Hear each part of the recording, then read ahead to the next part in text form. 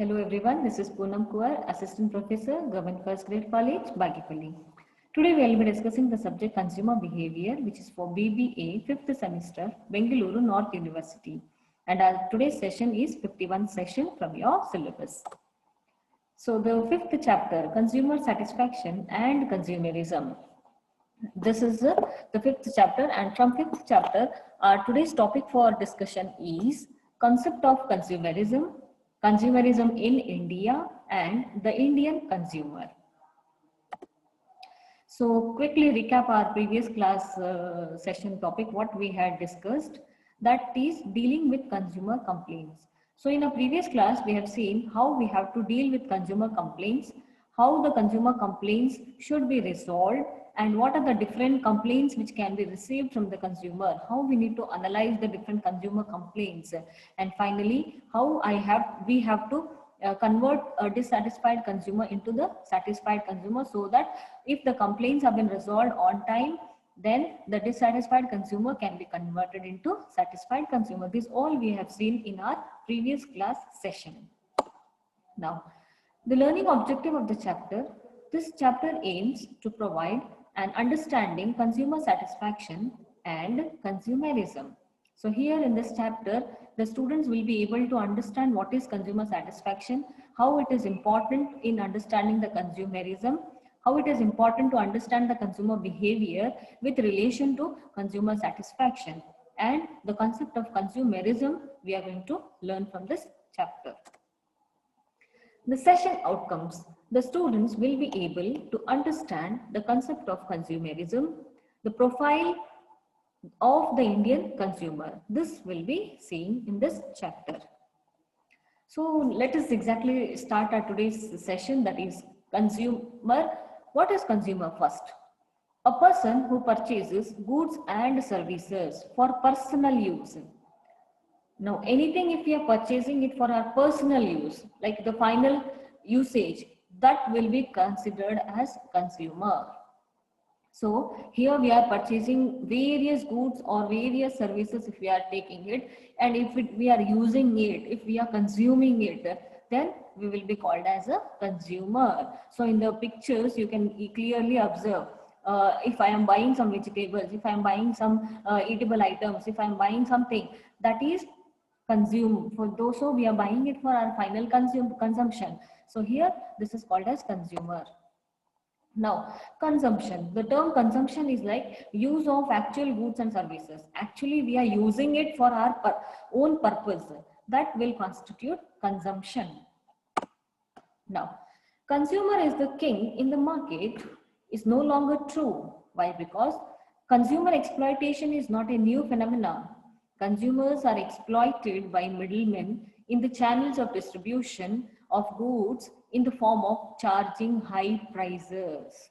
Now, consumers have been exploited at every stage of the channel of distribution. How they are exploited is they can be exploited by giving low quality of goods and services and charging high prices. So today, the market is flooded with goods of several kinds and with their substitutes.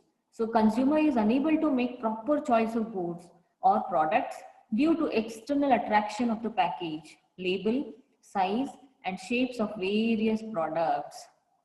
So the external packaging and the packing of the product is made in such a way that inside whatever it is, the consumer cannot see it clearly, and they have been exploited with this kind of external attraction of the package. So this is also because of improper knowledge of consumers about the products which they intend to buy. So taking this as a chance, many businessmen are capitalizing the ignorance of the consumers by charging high prices and supplying poor quality of the products, etc. So here the businessmen are looking for a chance where they can make more money by just giving the product to the consumers, not in the standard format which is been given, or giving poor quality of products and services and charging high prices. So this is a kind of exploitation which is done for the consumers. So consumerism means, so there come the concept of consumerism. Now, what is this consumerism? Let us exactly see. Consumerism means an organized efforts by individuals, groups, and governments to help protect consumers from policies and practices that infringe consumer rights to fair business practices. Now, according to Philip Kotler, consumerism is a social movement seeking to augment the rights and powers of buyers in relation to sellers. Now, what is exactly this consumerism means? So it is an organized effort by the individuals or the group of people or by the government to help protect consumers from policies and practices that infringe consumer rights. So anywhere if the consumer rights are distorted, then these individuals, group of people and government will come into protect these consumers by framing certain policies and practices which is to be followed if consumer rights are been not taken in a proper manner. According to Philip Kotler says, consumerism is a social movement. It is a social movement which is seeking to augment the rights and powers of buyers. So what are the rights and powers of a buyer in relation to seller? This moment consumerism concept will concentrate on that. How the buyers should be protected, how their buyers' rights and powers should be protected in relation to the sellers. Consumerism is a social movement to inform consumers so that they can make knowledgeable judgment regarding purchase of goods and services. So it is a movement to take corrective actions against the misuse of both market and as well as political power held by the suppliers of these goods. So here the people will be informed about their rights and their capabilities or how they need to take knowledge based judgment regarding any purchase what they are making. So consumerism in India. Consumerism in India is a backward due to the following reason. Why it is not developed as it would have developed. So because short supply of many goods and services, especially of essential items, this has led to backward of consumerism in India. So it is a very serious problem in front of the Indian consumer. The demand supply imbalance has produced all the associated evils of profiteering, hoardings and black marketing, their corruption, irresponsiveness and arrogance towards the consumer by the marketers. So the Indian consumer is also the victim of lack of effective or workable competition. So effective competition depends also upon the general availability of essential information. The consumer should be made available all the different kinds of information which will be useful for them to take a decision of buying. Then many products with which consumer in advanced countries are still new.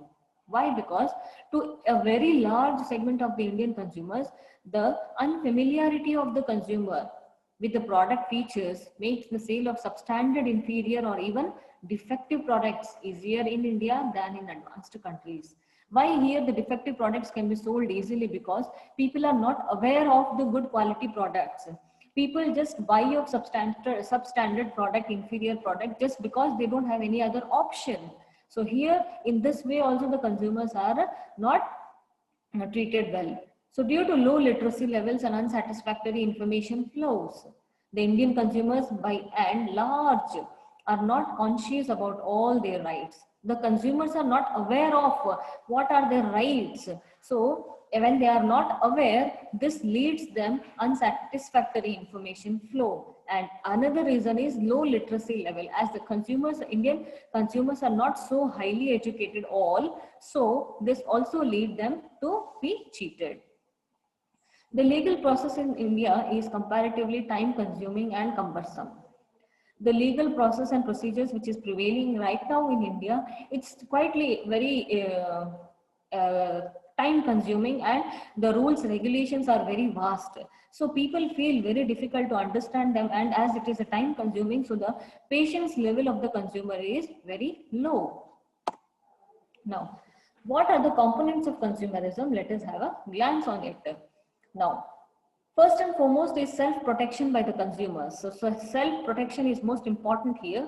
Consumer must be aware of his rights, raise voice against the exploitation, and seek redressal of his grievances.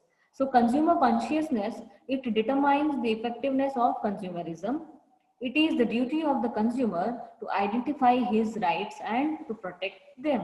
Of course, the first and foremost duty of every consumer is to know their rights. So what are my rights? What I should do it if I am being exploited? If I have not been treated properly, what should I do it? So these all awareness is most important here. Business association. So little attention from the business will not only serve consumers' interest, but will also benefit them. Regulation of business through legislation is one of the most important means of protecting the consumers. So the business association should not only serve the consumer interest, but also they should benefit them. So when their business associations are benefiting them, automatically it will be protecting the consumers. Like example, Advertising Standards Council of India ASCI, which is framed in 1985, has adopted a code for self-regulation in advertising. So it is a commitment to honest advertising and no fair competition in the marketplace. It stands for the protection of the legitimate interest of consumers and all concerned with advertising. So advertisers, media, advertising agencies, and others who help in the creation or placement of advertisements. These all is been framed in one association, and the associations itself committed to honest advertising. So like this business association, this kind of association will help the consumer to protect their rights. Other is voluntary consumer organizations, like those who are engaged in organizing consumers and encouraging them to safeguard their interest in another important element of the consumer movement. So there are various consumer groups in India which will be working on protection of consumer rights, like voluntary organization in interest of consumer education voice, or Consumer Care Society, Bombay Telephone Users Association, Civic Action Group, Consumer Guidance Society of India, All India Chamber of Commerce, then Consumer Coordination Council, Akhil Bharatiya Upbhokta Congress, then Consortium of South India Consumer Organization, Consumer Rights Education and Awareness Trust, then Indian Federation of Consumer Organizations, Society for Civic Rights, Grahak Shakti. Likewise, there are several consumer groups in India which will be working on protection of consumer rights and working against the exploitation of consumers. Then government intervention. The government has enacted nearly 50 laws which can be interrupted in favor of consumer. Government of India has armed itself with a number of statutory weapons to control the production, supply, distribution, price and quality of a large number of goods and services. So it is empowered to regulate the terms and conditions of sale, the nature of the trade and commerce. So some of the such acts which have been framed are as follows, like Sales of Goods Act 1930, Agriculture Produce Grading and Marketing Act 1937, Industrial Development and Regulation Act 1951, then Prevention of Food Adulteration Act 1954, Essential Commodities Act 1955, Essential Service Maintenance Act 1968, etc. So far, government has framed many different legal laws which will be helping us to protect the consumer rights. Then we have Monopolies and Retributive Trade Practices Act, that is 1969, Standard to Weights and Measures Act 1976, Bureau of Indian Standard Act 1986, Environmental Protection Act 1986, Consumer Protection Act 1986, etc., etc. Likewise, there are various acts and legal laws which has been framed by Government of India. So friends, in our today's session, we have discussed what is consumerism and what are the different, how the consumerism is working in India, how it has been developed. So these all we have seen in our today's session. Hope you have understood, and even we have seen the different legal structure which has been framed by Government of India or any personal private consumer groups Likewise, we have seen how the consumers are being safeguarded. So I hope you have understood it.